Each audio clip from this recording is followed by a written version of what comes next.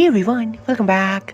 हाजिर हूँ आपके लिए लेकर एक ऐसी कहानी जो शुरुआत से लेकर अंत तक हमें अपनी मिस्ट्री से उलझा कर रखती है। इस एपिसोड के स्टार्टिंग में हम देखते हैं कि जब सैंगजी और मुनियोंग फोटो खिंचवाने जा रहे होते हैं तो मुनियोंग गैंगजी को बुलाने जाती है, पर उसने दरवाजा बंद कर रखा होता है। तो मुनियोंग उससे कहती है कि हम जा रहे हैं, तुम्हारा मन बदल जाए तो आ जाना। फिर वो चली जाती है। मुनियोंग ने गैंगजी के रूम में उसका सूट रख दिया होता है और साथ ही उस सूट पे उसने फोटो स्टूडियो का एड्रेस चिपका दिया होता है। गैंगजी उस सूट को खोल कर देखता है तो उस सूट के अंदर मैंगजी होता है और साथ ही मैंगजी के साथ एक पेपर होता है जिसमें कुछ लिखा होता है। मुनियोंग ने लिखा होता है कि मैंगजी के लिए शुक्रिया, अब मुझे बुरे सपने नहीं आते। तुम सैंगजी और मैंगजी इस फैमिली का हिस्सा है जिसके लिए मैं बहुत ही खुश हूँ। और एक और बात, मैंगजी मुझे वापस चाहिए क्योंकि वो मेरा है। मुनियोंग बहुत ही खुश थी और गैंगजी उसे उदास नहीं करना चाहता था, इसीलिए वो अच्छे से सूट बूट पहनकर तैयार होकर मुनियोंग और सैंगजी के पास जाने लगता है। सैंगजी और मुनियोंग गैंगजी के बिना फोटो खिंचवाने आए होते हैं तो उन्हें अच्छा नहीं लग रहा होता, तो वो लोग फोटो खिंचवाए रहे होते हैं कि तभी वहाँ पर गैंगजी आ जाता है।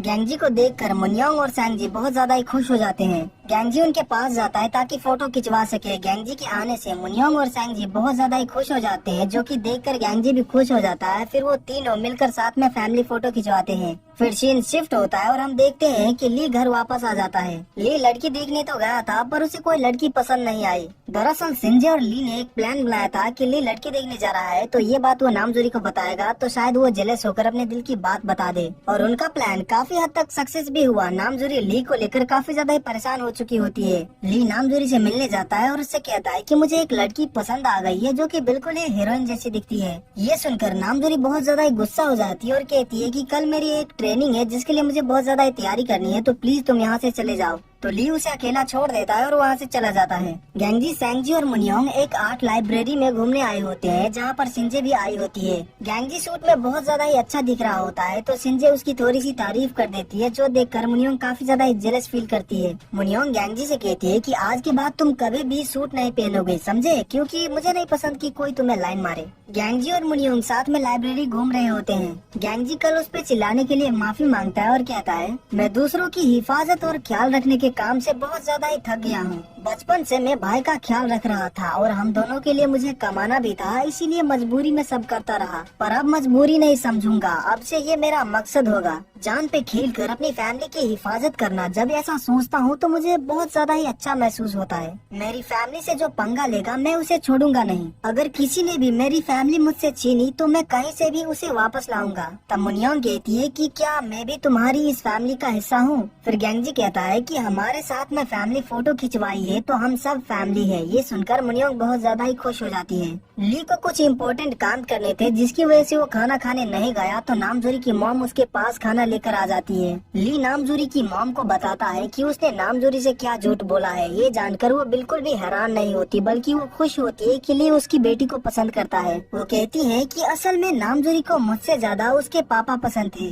वो कहती है कि वो बहुत ही हिम्मत वाले थे, लेकिन वो उसके बचपन में ही गुजर गए, इसीलिए उसे मेरी बेटी, मेरी दोस्त और पति बनना पड़ा। यही वजह है उसे दूसरों का सहारा लेना पसंद नहीं। अगर आज उसके पापा जिंदा होते तो उसे लगता कि कोई तो है जो कि हमेशा उसके साथ है, जिसके साथ वो अपना गम बांट सकती और उसका दिल टूटने पर उसकी मदद करते।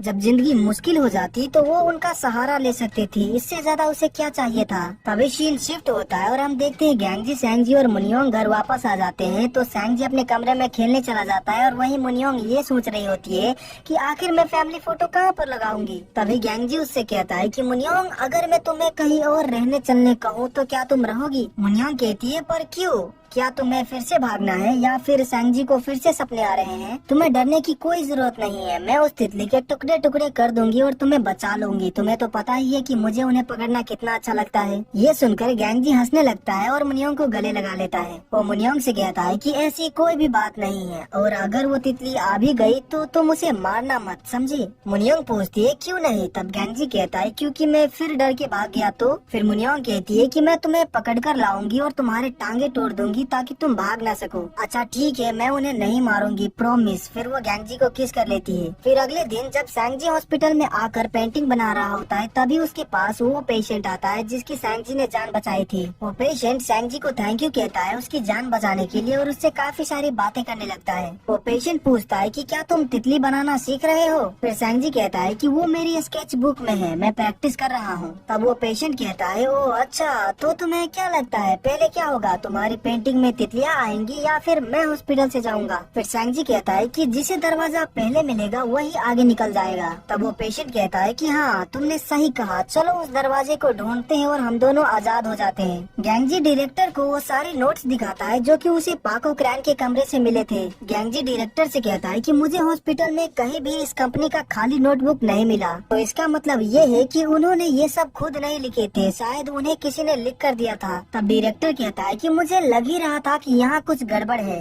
तो एक बात याद रखो, हॉस्पिटल में किसी पे भी भरोसा मत करना, मुझ पर भी नहीं, और सैंगजी को कभी भी यहाँ पर अकेला मत छोड़ना। उसके बाद जब गैंगजी और सैंगजी हॉस्पिटल के कैंटीन में खाना खा रहे होते हैं, तो गैंगजी कहता है कि सैंगजी मेरे शिफ्ट खत्म होने तक रुका मत करो, सीधे घर चले जाया करो और अपना फोन अपने पास ही रखा करो, और अगर कोई अजनबी तुमसे बात करना चाहे तो बात मत करना। तब सैंगजी कहता है कि मैं बच्चा नहीं हूँ, तो बच्चे की तरह मुझे क्यों समझा रहे हो। फिर वो कुछ तितलियों का ड्राइंग दिखाता है जो कि वो प्रैक्टिस कर रहा होता है। ये देखकर गैंगजी को बहुत ज्यादा खुशी होती है और वो कहता है कि क्या अब से तुम मेरी हिफाजत करोगे। तब सैंगजी कहता है कि हाँ बिल्कुल करूँगा, मैं तुम्हारी और मुनियोंग की हिफाजत करूँगा, यही मेरा काम है। उसके बाद हम देखते हैं कि मिस्टर कोदेवान की तबीयत बहुत ज्यादा ही खराब होने लगी होती है, उनके पास ज्यादा टाइम बचा नहीं होता, इसीलिए डायरेक्टर और बाकी सभी लोगों को बहुत ज्यादा ही बुरा लग रहा होता है। मुनियोंग अपने बुक के लिए सैंगजी के बनाए गए ड्राइंग्स देख रही होती है, तभी सैंगजी घर वापस आ जाता है। तो मुनियोंग उससे कहती है कि ये ड्राइंग्स बिल्कुल भी अच्छे नहीं है, इन्हें दोबारा बनाओ। तब सैंगजी पूछता है कि क्या अच्छा नहीं है। फिर मुनियोंग कहती है कि ये ड्राइंग मुझे बिल्कुल भी पसंद नहीं आए, जरा देखो इन्हें, इनके सर पूरे उल्टे घुमे हुए हैं, ऐसे तो भूत होते हैं, इनके चेहरे दिखाई देने चाहिए, इनके एक्सप्रेशन दिखाई देने चाहिए, ये लोग ज़ॉम्बीज नहीं है, बिना एक्सप्रेशन के ड्राइंग का मैं क्या करूँ।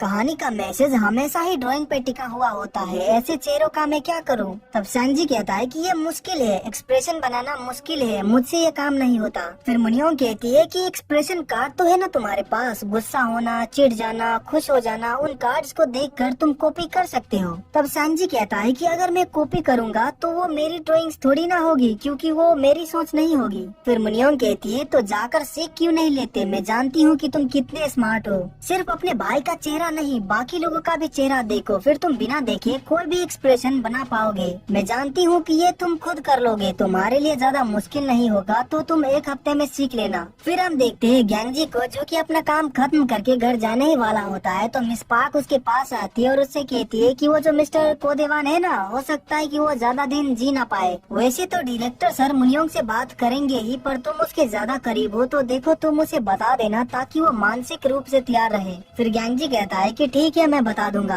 तब मिस पार्क कहती है कि मुझे लगा था कि वो कुछ दिन और जिएंगे, मुझे बहुत ज्यादा ही बुरा लग रहा है, नर्स होकर मुझे बुरा लग रहा है, तो मुनियोंग का क्या होगा, तो तुम उसे संभाल लेना। नामजोरी अपना काम खत्म करके घर वापस आती है तो ली उसका बस स्टॉप पर इंतजार कर रहा होता है। उसके बाद वो दोनों साथ में घर जाने लगते हैं। ली नामजोरी से बातें कर रहा होता है, पर नामजोरी कुछ बोल ही नहीं रही होती। ये बात ली को अच्छा नहीं लगता, तो वो नामजोरी से कहता है कि वो लड़की देखने वाली बात झूठी थी, लेकिन हाँ ये सच है कि मेरे पापा हर महीने मुझे लड़की देखने भेजते रहते हैं, उनकी उम्र हो गई है तो वो चाहते हैं कि मैं जल्द से जल्द शादी कर लूँ। नामजोरी पूछती है कि क्या तुम्हें हीरोइन जैसी लड़की चाहिए। फिर ली कहता है नहीं बिल्कुल नहीं, मुझे ऐसी लड़की चाहिए जो कि जिंदगी में मुश्किल आने पर मेरा सहारा लेकर आगे बढ़ सके और मेरे पास आकर रो सके, मुझे तो वो वैसे में भी प्यारी लगेगी। फिर हम देखते हैं गैंगजी घर वापस आ जाता है तो वो देखता है कि मुनियोंग अपने स्टोरी पे काम कर रही है। गैंगजी मुनियोंग से बुक की स्टोरी पूछता है पर वो नहीं बताती। गैंगजी उससे कहता है कि तुम्हारे पापा अब शायद ज्यादा दिन जी नहीं पाएंगे। तब मुनियोंग कहती है कि पता है मुझे, डायरेक्टर का फोन आया था, उन्होंने कहा कि पापा के होश खोने से पहले मिल लेना चाहिए।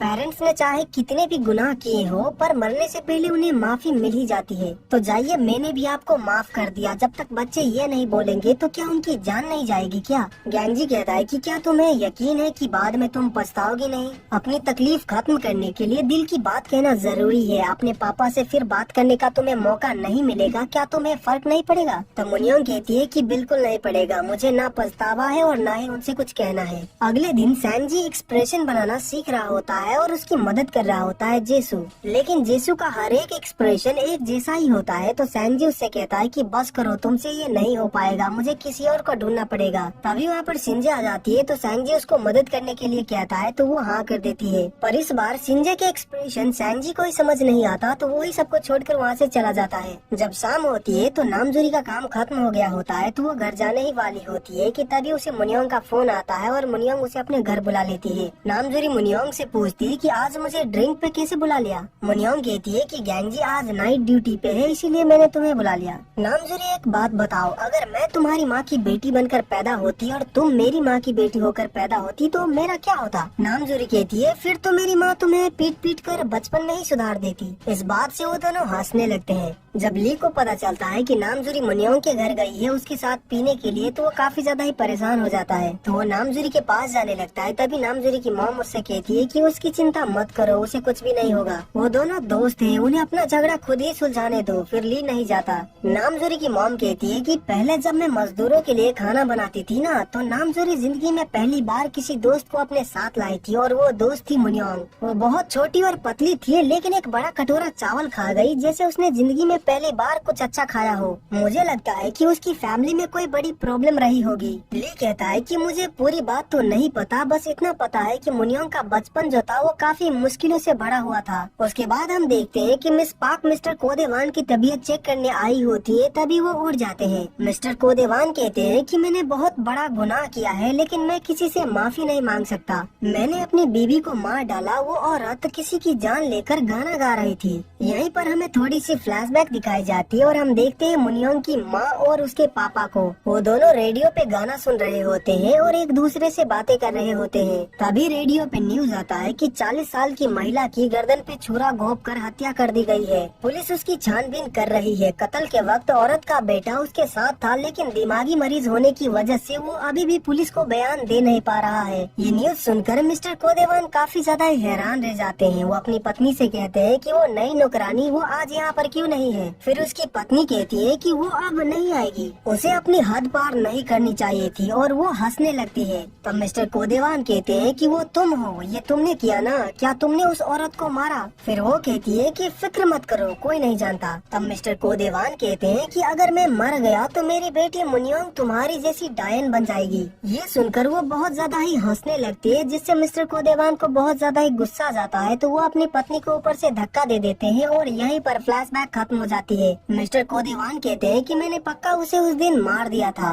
मुनियोंग ने सब देखा, वो वहीं पर थी जब मैंने उस औरत की जान ली। वो छोटी बच्ची थी, पर उसने सब कुछ देखा कि कैसे मैंने उसकी माँ को मारा और उसको तहखाने में बंद कर दिया। पर वो ये नहीं जानती कि मैंने एक दिन उसकी माँ की लाश को ले जाकर पानी में फेंक दिया। गैंगजी मिस पार्क को बुलाने आया होता है, तो वो भी मिस्टर कोदेवान की सारी बातें सुन लेता है। फिर वो कहता है कि क्या इसीलिए आप मुनियोंग को भी मार देना चाहते हैं। मिस्टर कोदेवान कहते हैं कि नहीं, मुझे ये डर था कि मुनियोंग भी कल को अपनी माँ की जैसी डायन बन जाएगी, इसीलिए मैंने उसको मारना चाहा। पर मेरी बेटी की कोई भी गलती नहीं थी, गलती तो मेरी थी। इतना कहकर वो रोने लगते हैं। फिर हम देखते हैं नामजूरी और मुनियोंग को। मुनियोंग कहती है कि मुझे अपनी माँ से बहुत ज्यादा ही डर लगता था, इसीलिए हमेशा अच्छी बच्ची बनने की कोशिश करती रही ताकि माँ मुझसे नफरत ना करे। मुझे उनसे बचाने कभी भी कोई नहीं आया सिवाय एक इंसान के। मैं उसके साथ भाग जाना चाहती थी, लेकिन माँ की वजह से मैं ऐसा नहीं कर पाई। नामजूरी कहती है और तुम्हारे पापा, क्या उन्होंने तुम्हारी मदद नहीं की।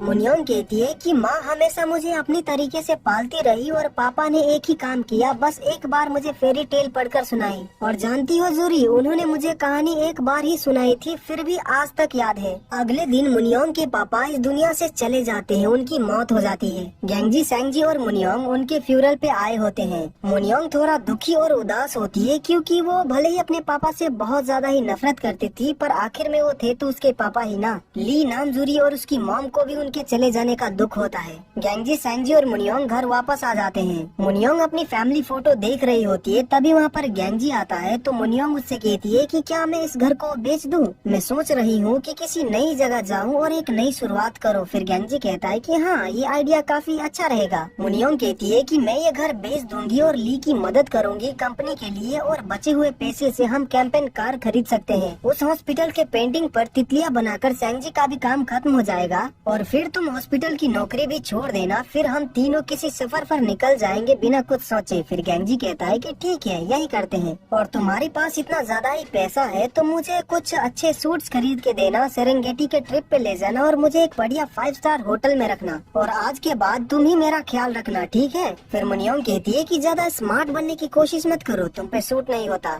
फिर वो दोनों हंसने लगते हैं। मुनियोंग कहती है कि प्लीज मुझे बताओ ना कि तुम्हारा सपना क्या है, तुम क्या करना चाहते हो। गेंगजी क्या सपने देखता है, मुझे सब जानना है। गेंगजी कहता है कि मैं स्कूल जाना चाहता हूँ क्योंकि सेंगजी का ख्याल रखते रखते मेरा स्कूल छूट गया था। मुनियोंग कहती है कि नहीं जा सकते क्योंकि वहाँ की लड़कियाँ तुम्हारे पीछे पड़ जाएंगी, तो तुम वहाँ नहीं जाने वाले। तुम्हें जो भी पढ़ाई करनी है तुम ऑनलाइन कर लो, समझे। ये सुनकर गेंगजी हंसने लगता है और कहता है कि मेरा छोड़ो, तुम अपनी बताओ, तुम फेरी टेल राइटर क्यों बनी। मुनियोंग कहती है क्योंकि मैं सपनों की दुनिया को बहुत ही अच्छे तरीके से जानती हूँ। पापा के बनाए गए इस महल में मैं राजकुमारी की तरह रही हूँ, पर कोई नहीं जानता हमारी जिंदगी कितनी मुश्किल होती है। बस एंडिंग अच्छी होनी चाहिए, लोगों को इसी से मतलब है। फिर गेंगजी कहता है कि सही कह रही हो, एक हैप्पी एंडिंग ही सबसे ज्यादा जरूरी होता है। फिर अगले दिन गेंगजी, सेंगजी और मुनियोंग हॉस्पिटल आ चुकी होते हैं अपना काम करने के लिए। सेंगजी ने तितली बनाने का काफी ज्यादा ही प्रैक्टिस किया होता है और आज वो पेंटिंग में तितली बनाने वाला होता है। फिर जब वो लोग हॉस्पिटल के अंदर जाते हैं तो वो लोग देखते हैं कि सेंगजी के पेंटिंग में किसी ने तितली बना दिया है और ये वही तितली होती है जिससे सेंगजी डरता है। सेंगजी उस तितली को देखकर काफी ज्यादा ही डर जाता है और कहने लगता है कि ये तितली उस औरत पे थी जिसने मेरी माँ को मारा था, ये वही तितली है। ये तितली यहाँ क्यों है, किसने बनाया इसे।